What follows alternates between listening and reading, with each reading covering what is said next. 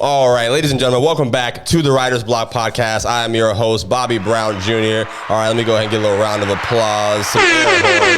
We got a special guest in the building today, all right? The person with me to my left, all the way from Houston, my brother Marcus D. Wiley is joined to be on the show. What's going on, Marcus? How you doing? What's going on, player? All right, we're here at the Comedy Zone.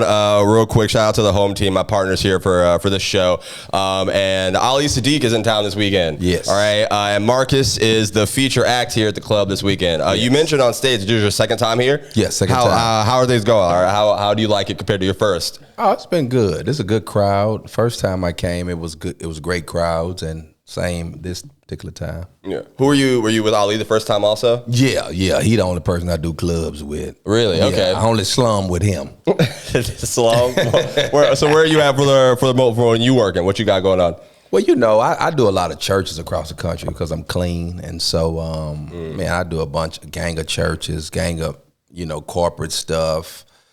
All that type of stuff. You ever get stuff like that make, a good amount of money? And yeah.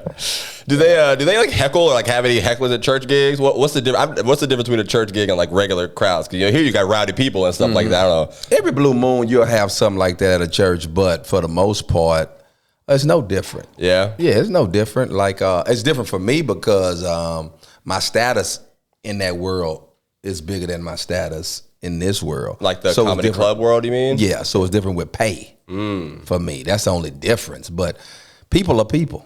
I mean, you know what I'm saying? It don't matter. It really don't matter where they at. Yeah. Are you telling your jokes from the pulpit? You standing on that, like, where is it? First of all, I can tell you ain't been to church in years. Churches really don't even have pulpits no more. Oh, okay. They have platforms. That's what it's called? Yeah, stages. Now? Yeah.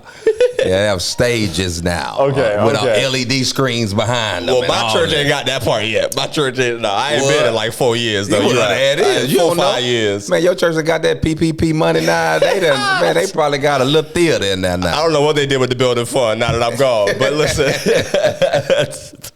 Oh man.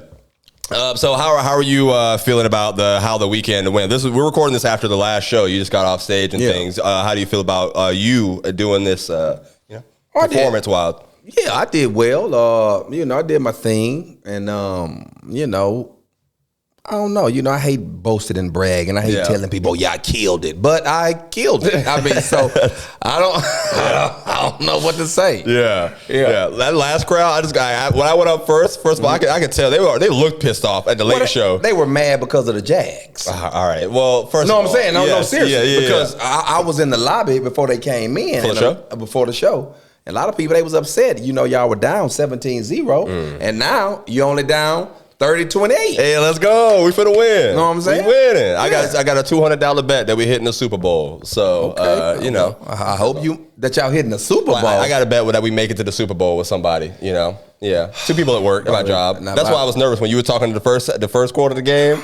If you spend $200 saying that y'all gonna make the Super Bowl, you and the original Bobby Brown got more in common than I thought. Why? Drugs. You got to be on drugs to think y'all was gonna make it to the Super Bowl. This our year. This is our year right here, okay?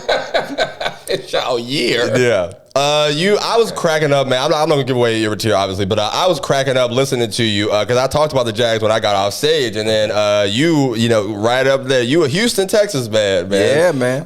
And you talked about your tailgating bit, man. Yes, that was the greatest thing. I was back there cracking up and all this. Yes, sir. How did you put football and when did you realize the world of comedy and churches and all this stuff? How did you blend that and make people understand it and made it make sense so well? Yeah, once I became a comic, I just kind of took my life. Again, I'm not really creative enough to where I can make up jokes. So I just take my life, what typically happens in my life, and then I punch it up, with joke. I'm a theme writer. I create a premise first, and then I just kind of go, around that. And so I was invited to a tailgate by one of my childhood friends, and man, when I walked out there, I was just thoroughly impressed. Yeah. And and it just all made sense. It was like I see why people don't come to church. It's competition. Yeah, this fellowship is way friendlier and way, more exciting, than sit in the sanctuary. And so I just kind of put that together. Yeah. And that's how it went. You said when you became a comic. When did you become a comic? Like when I started at age 29. Wow. I started late. I used to produce this show I was a producer rather for a show called Hits from the Streets. It was on BET. It's a little bit before your time. Wow, okay. I'm going to look it up, though. Go look it up. Hits from the Streets, Hits BET. Yeah, this when all the shows on BET were video shows, and then they would just put little things around it. Like graphics and stuff that pop up? No, videos, like music videos. Oh, got it. Okay. And then they would have, little different shows, just concepts around that. Yeah. And so once I left there, then that's when I became stand-up, because I was writing for the host of the show, and everybody was laughing, thinking that he was funny. And he is funny. Yeah. But I was like, yo, but that's my stuff. So how are you saying that you weren't creative enough to come up with stuff if you were writing and producing on the show before you started doing it for yourself? Yeah. Okay, gotcha. So what I mean by that is that was a show. And so to me, writing for a show was not right. It's not about my life. Okay, got it. I feel like when you're on stage, it's really personal. I mean, to me. And so I can't get on stage talking about when I used to drive 18-wheelers just because I could write a good joke about an 18-wheeler. Yeah. I mean, I've never driven them, so that's be something you're feeling. It got to be something I'm feeling, something that I'm connected to. And so I think like that's what I do enjoy about comedy. Like once I started doing comedy, life just gave me more material to double down on comedy, to like talk about what are you connected out there. So it was interesting perspective. You brought up a theme writer when we first spoke. You're the first person I ever heard like use that term. So doubt. Yeah, I've never heard about. No, I mean it made perfect sense because like I don't know. I think that's a good way to approach it. You know what I mean? Especially like if you what do I want to say to these people? What I want to present in this piece. And it helped me change my perspective on a couple. I went home and I changed a couple of my tags around and my jokes, man. And Friday night we came back, it was actually good. So I appreciate that little tidbit that you throw up there. What did you watch? What did you watch growing up? You said that was before my time. It was a BT. What did you watch on? What were y'all shows? Oh well, we grew up Cosby Show, Different World. That was your that was your era. That was my era. Right. Cosby Show, Different World, and I just look when we talk about being like a theme writer. Those shows they're themed. These sitcoms that I grew up watching. This show this week on the Cosby Show, A Different World, is about this. And I think people, when they get in the car, they want to know where they're going. I know I do. And so when I'm on stage, I'm driving. And so people like to know, where we going. Yeah. Yeah. Listen, I love like hearing people break it down. Like I don't know, and as a young comic brand, I be thinking that all of this is so scrambled. But then y'all say some simple sentences to be like, "Listen, man, you're thinking too hard about it." I'm like, God dang it. Have you ever? I wouldn't say bomb or anything, but like a bad church gig, quote unquote, or anything. Like several. Yeah. You want to tell you had a story about it? All the church gigs are not the best gigs, I've never seen a church gig before, so you never performed at a church? I've done clean shows, but I've never performed at church shows. Well, it's the same. I mean, people always try to make you something. I perform a lot of churches, so they say, "Oh, so you're a Christian comedian?" No, I'm a comedian that happens to be a Christian. Praise the Lord. But yeah, I mean, why you want to put the title on my occupation? It's other people out here that's Christians, and they don't use not a Christian. Firefighter.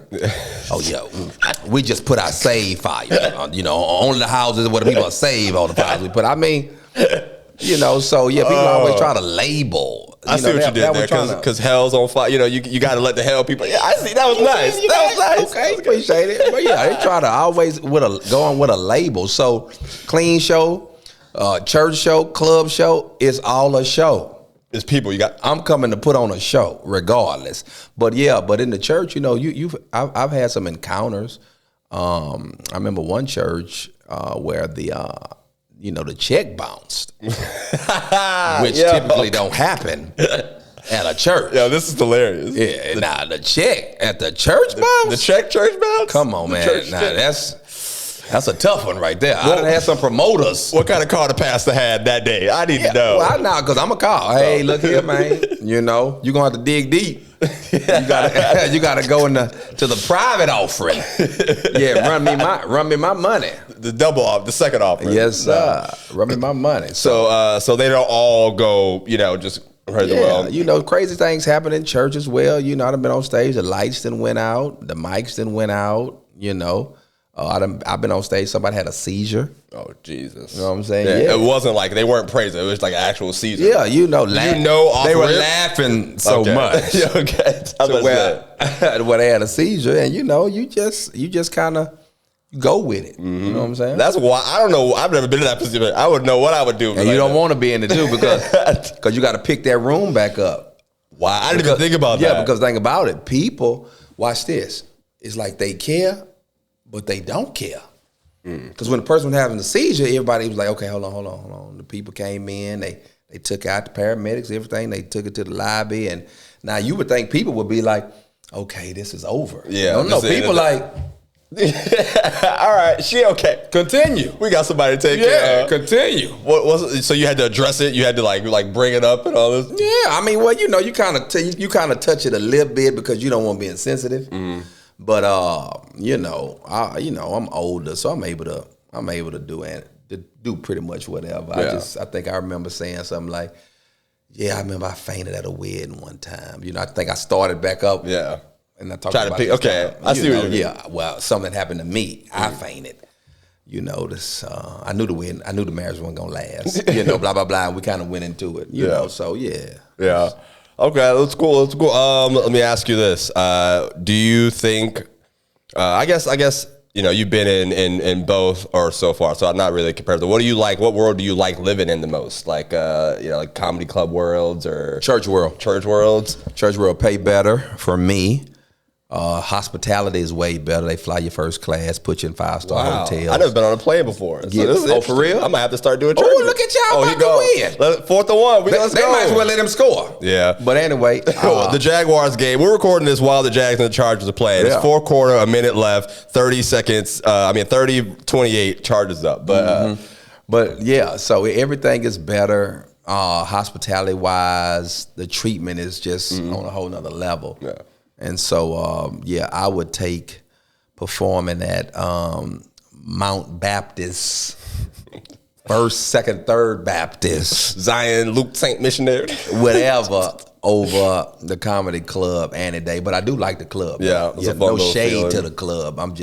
You just asked me what I like. Yeah, I mean, they're all right. They ain't tripping. It's all right. Your family, you have a family, you doing comedy, all this stuff. How is that? Are they supportive of it? You got like... Well, they have to be. They like to eat. Okay. They like their house. They like the lights on. I forgot that you said you started when you were 29. So you had life. You had it all rolling. Yeah. What was that like starting comedy after already having like were they like, all right, you'll go ahead, do that? Or actually, when I started comedy, it was just me and the wife at that time. Okay. We didn't have any kids.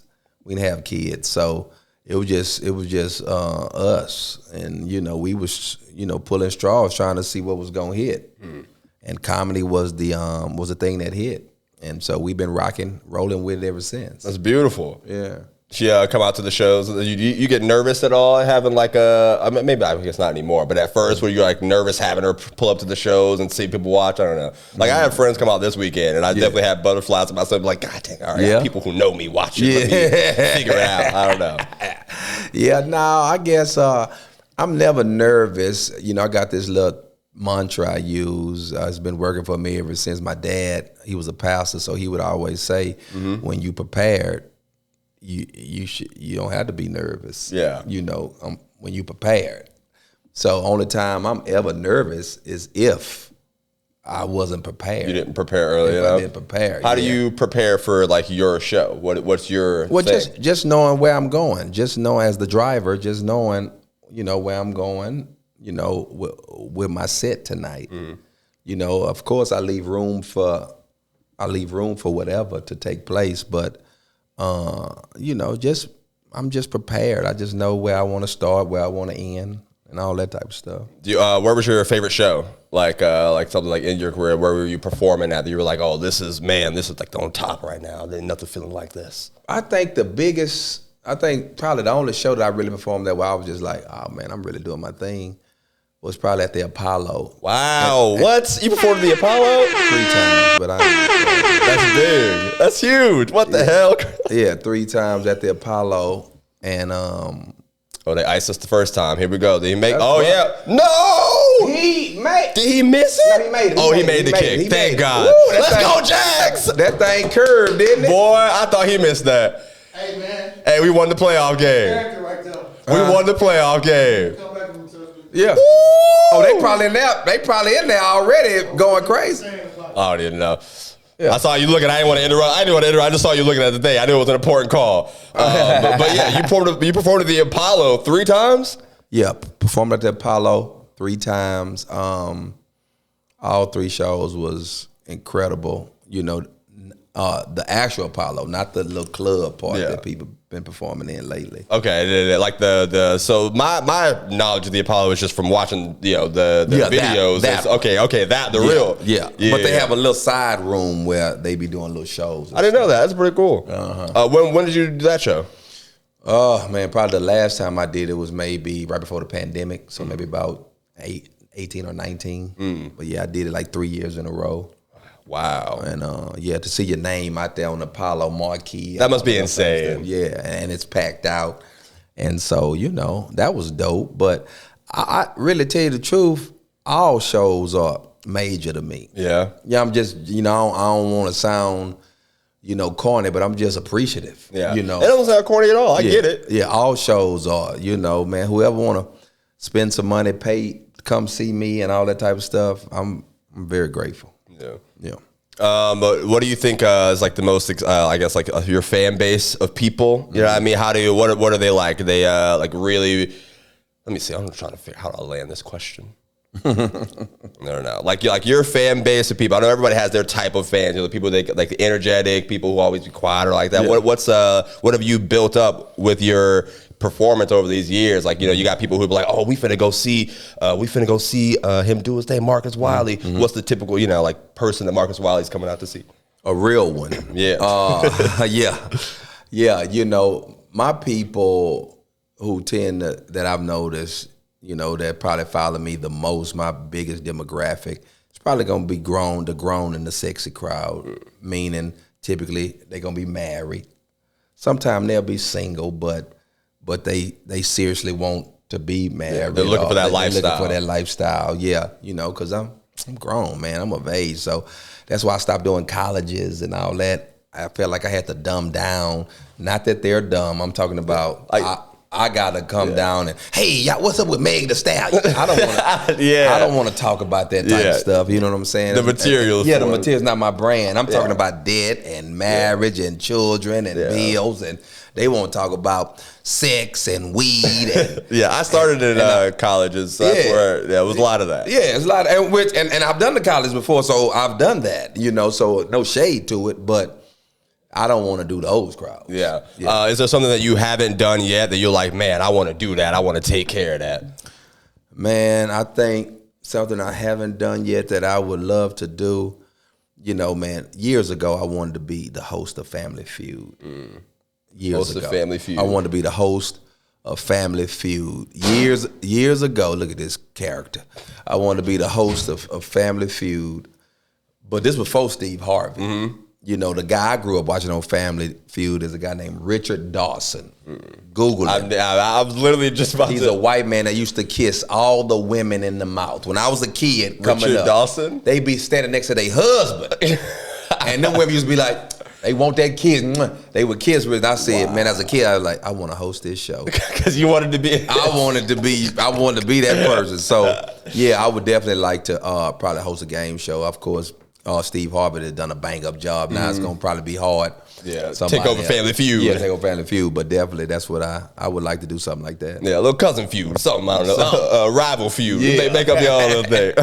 I appreciate you taking time to talk and chop it up with me. This is the Writer's Block podcast. I guess the last thing I'll ask you, have you ever experienced writer's block before with your particular? How would you get over that? Yeah, I don't I don't think I will ever experience writer's block. Yeah. Because as long as I'm living, You got stuff to pull from. I got something to pull from. And so, yeah, you know, sorry for your blocks. but yo, nigga, you'll figure it out. It's gonna be yeah, I got so much stuff to talk about, man. I don't think I will ever experience it. Yeah. Well, listen, after watching you this weekend, I'm a fan of your comedy. I never got to see you before, but what I did see, I'm invested and I'm following. I'm looking forward to whatever you got your name on coming out, sir. Appreciate it. Ladies and gentlemen, Marcus Wiley, all the way out of Houston. We're good. What's up? Oh, where can they find you on social media? Well, you can always go to my website because I pay for a domain. So that is MarcusDWiley.com. Is that a shot? Yeah, I pay for a domain. That's MarcusDWiley.com. But on social, at Marcus D. Wiley Instagram, at Marcus D. Wiley Twitter. I am Marcus D. Wiley on Facebook. Yeah. Marcus D. Wiley. Where you at next? You got any shows coming up you want to talk about real quick? I got a bunch of shows. Go to my website. All right, Do I have shows? I stay booked, player. Marcus D. Wiley, ladies and gentlemen. All right, this has been the Writer's Block Podcast. Until next time. I'm at a loss for words, 'cause y'all already said it all. I'm